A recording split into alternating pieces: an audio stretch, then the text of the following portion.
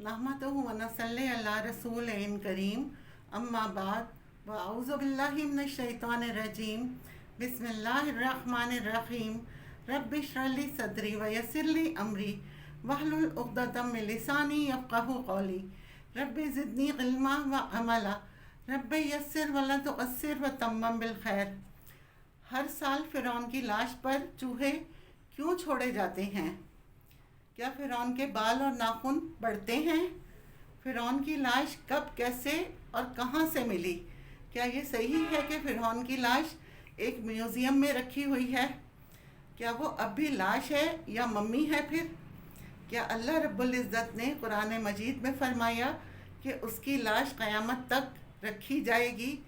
इस हवाले से ईसाइयों और यहूदियों का क्या अक़ीदा है और मुसलमानों का क्या अक़ीदा है, ये तमाम चीज़ें आज मैं आपको बताऊंगी। और फ़िरौन के गर्क होने और उसकी लाश के हवाले से ये हैरानकुन हक़ाइक़ हैं। साल 1891 से पहले इस दुनिया का कोई इंसान ये नहीं जानता था कि खुदाई का दावा करने वाले फ़िरौनों की लाश का क्या हुआ था या उनकी बाक़ियात कहाँ हैं, कहीं हैं भी या नहीं हैं। तमाम आसमानी किताबों में यह तफसील से मिलता है कि अल्लाह के पैगंबर हज़रत मूसा अलैहिस्सलाम और बनी इसराइल का पीछा करता हुआ फ़िरौन पानी में गर्क होकर अपनी फ़ौज समेत डूबकर मर गया था, जबकि हज़रत मूसा अलैहिस्सलाम और उनकी कौम बनी इसराइल को पानी में से गुज़रने का अल्लाह के हुक्म से रास्ता दे दिया गया था। मगर इसके बाद इसका क्या हुआ था, इसके बारे में किसी भी किताब में नहीं लिखा। कुरान पाक में इसके अंजाम के बारे में एक अनोखी बात लिखी गई है जिसकी किसी को समझ ना थी। कुरान पाक की सूरह यूनुस की आयत नंबर 92 में अल्लाह रब्बुल इज़्ज़त ने इरशाद फरमाया, फ़ल-यौम नुनज्जीका बेबदनिका लितकूना लिमन खल्फका आयाता व अन्नल्लाह कसीरन मिनन नासे अन आयातिना तग़फ़िलून। सो आज हम तेरी लाश को निजात देंगे ताकि तू उनके लिए निशाने इबरत हो जो तेरे बाद हैं। और हकीकत है बहुत से लोग हमारी निशानियों से गाफिल हैं। ये वाक़या आज से तकरीबन 3500 साल पहले पेश आया था। फ़िरौन के डूबने के बाद उसकी लाश को अल्लाह रब्बुल इज़्ज़त के हुक्म से समंदर ने बाहर फेंक दिया, जबकि बाकी लोगों के लश्कर का कहीं नामो निशान ना मिला। मिस्रियों में से एक शख्स ने साहिल पर पड़ी फ़िरौन की लाश पहचान कर उसे महल पहुंचाया और दरबारियों को बताया। दरबारियों ने उसे मसाला लगाकर बड़ी शान के साथ उसे ताबूत में रखकर फिर महफूज कर दिया। उर्द करने के अमल के दौरान उनसे एक गलती हो गई थी।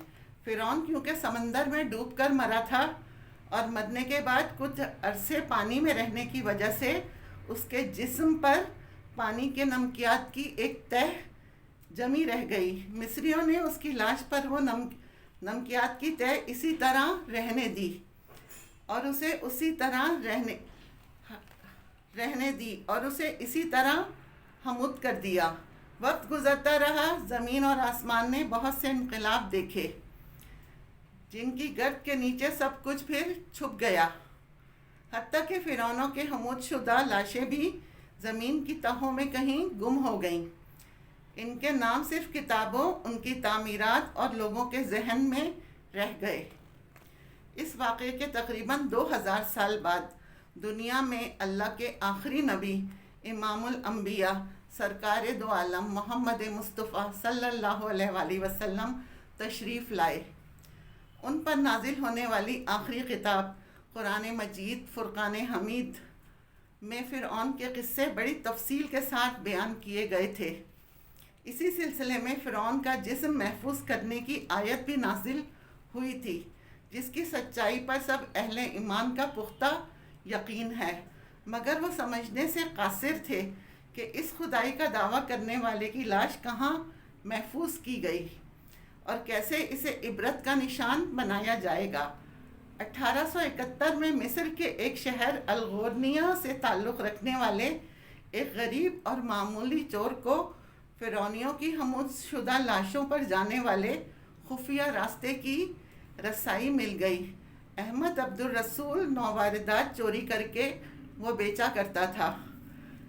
ایک دن وہ دریائے نیل کے کنارے کے قریب تبیسا کے مقام پر اسی سلسلے میں پھر رہا تھا جب اسے ایک خفیہ راستے کا وہاں پتہ چلا۔ وہاں وہ نوواردات کی چوری کے لیے جگہ کھود رہا تھا۔ اسی دوران اسے کچھ لوگوں نے پکڑ لیا اور پھر پولیس کے حوالے کر دیا۔ جس جگہ کو وہ کھود رہا تھا وہاں سے ملنے والے راستے کی جب مسلسل کھدائی کی گئی تو سال 1891 میں دوسری ممیوں کے ساتھ اسی غرق ہونے والے فرعون کی لاش بھی مل گئی۔ اس کے کفن پر سینے کے مقام پر اس کا نام لکھا ہوا تھا۔ ان ممیوں کو ماہرین قاہرہ لے گئے۔ جب ان ممیوں کا تفصیل سے جائزہ لیا گیا تو فرعون والی ممی پر جمی نمکیات کی تہ سے تصدیق ہو گئی کہ یہ وہی فرعون ہے جسے اللہ رب العزت نے پانی میں غرق کر کے بدترین انجام سے ہمکنار کیا تھا۔ یہ بہت بڑا واقعہ تھا۔ اس کی تصدیق کے لیے دنیا بھر کے ماہرین آثار قدیمہ اور سائنسدان مصر کی طرف جانے لگے۔ مختلف سائنسی ٹیسٹ کرنے کے بعد دنیا بھر کے سائنسدانوں نے تصدیق کر دی کہ دوسری سب لاشوں کی نسبت صرف فرعون کی لاش پر ہی سمندر کی نمکیات کی تہ جمی ہوئی ہے۔ اس تصدیق کے بعد اسے فرعون کی لاش قرار دے کر اسے عجائب گھر میں محفوظ کر دیا گیا۔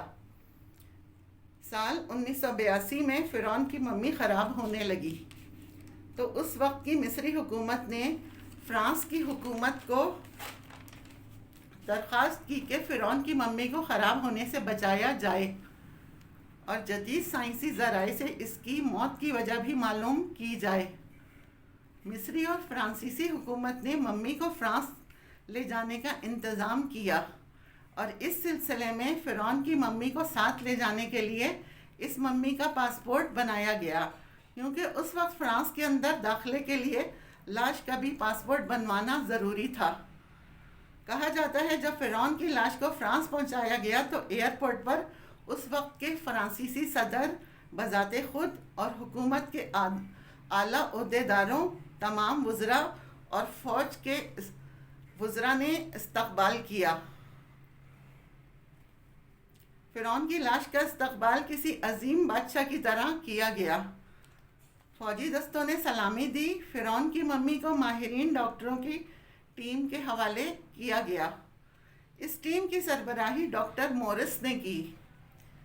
مائکروسکوپ ٹیسٹوں کے ذریعے ممی کے تمام اعضاء کا باریک بینی سے جائزہ لیا گیا تو معلوم ہوا اس کی لاش اور جسم میں سمندری ذرات ابھی تک موجود ہیں اور اس کا گوشت ہر روز تازہ ہوتا ہے اور ڈراتا ہے، اور موت بھی پانی میں ڈوبنے کی وجہ سے ہوئی تھی۔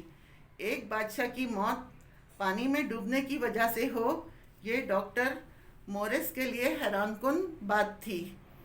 اس نے اس ممی کے بارے میں مزید جاننے کی کوشش کی تو معلوم ہوا اس بادشاہ کے موت کے حالات مسلمانوں کے نبی امام الانبیاء محمد مصطفیٰ صلی اللہ علیہ وآلہ وسلم پر اترنے والی کتاب قرآن مجید فرقان حمید کی تفسیر میں درج ہیں۔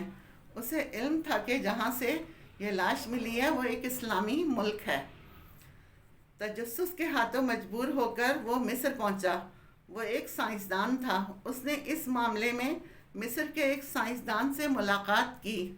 اس سائنسدان نے قرآن پاک کھول کر اسے سورہ یونس کی آیات 90 تا 92 تک کا ترجمہ لفظ بہ لفظ سنایا۔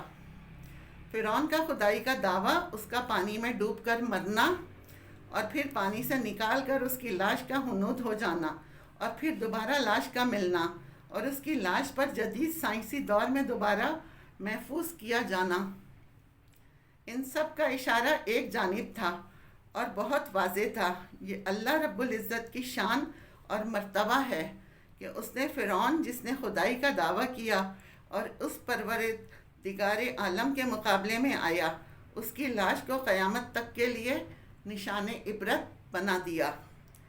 فرعون وہ واحد شخص ہے جس کی لاش پر گوشت تر و تازہ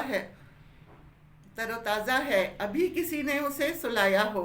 اس کے بال اور ناخن بڑھتے ہیں، بلکہ اس کی لاش پر گوشت بڑھتا ہے۔ ہر سال 15 مارچ کو اسی میوزیم میں چوہے رکھے ہوئے ہیں جو اس کے اوپر چھوڑے جاتے ہیں، اور وہ اس کا بڑھا ہوا گوشت کھا جاتے ہیں، اور پھر اس کی ڈریسنگ کی جاتی ہے، اور پھر اسے دوبارہ شیشے میں رکھا جاتا ہے۔ فرعون کی لاش کے بال بالکل صحیح، آنکھیں بالکل صحیح سلامت، لگتا نہیں یہ 3500 سال پرانی ممی ہے۔ ممی اور لاش میں فرق ہوتا ہے، ایسا لگتا ہے یہ نئی اور تازہ لاش ہے۔ حضرت موسیٰ علیہ السلام اور ہمارے آخری نبی سرکار دو عالم محمد مصطفیٰ صلی اللہ علیہ وآلہ وسلم کے درمیان 2000 سال کا فرق ہے۔ میں تمہارے جسم کو نجات دوں گا اور لوگوں کا کہوں گا کہ دیکھو یہ انجام ہے خدائی کا دعویٰ کرنے کا۔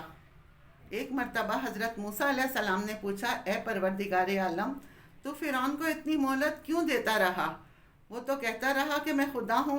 تو اللہ رب العزت نے ارشاد فرمایا کہ یہ کمبخت اپنی رعایا میں عدل رکھتا تھا، اس لیے اس کو میں مہلت دیتا رہا۔